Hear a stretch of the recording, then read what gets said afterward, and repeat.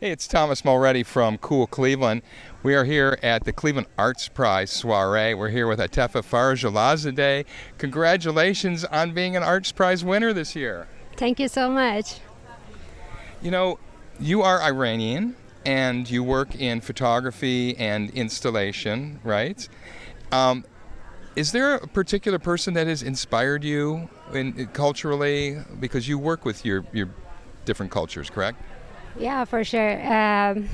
I've always been fascinated by any forms of literary writings. I grew up in an environment where there was so much love and appreciation for literature and poetry, especially Persian poetry.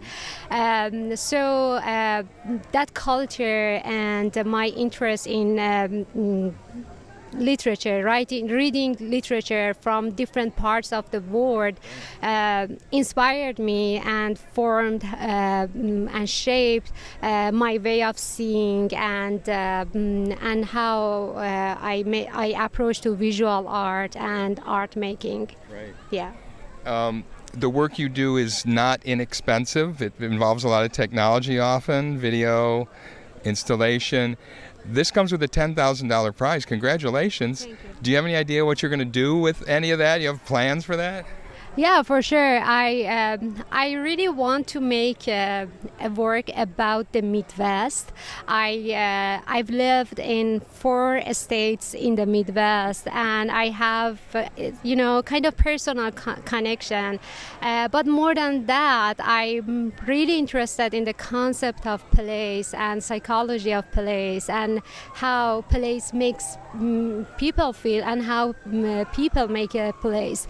So I am in a research phase and learning more about the Midwest, but with this prize I hope to turn my ideas to a non-fiction film. Yeah. Wow. Yeah. So the Cleveland Arts Prize is also, it's an honor, and congratulations again.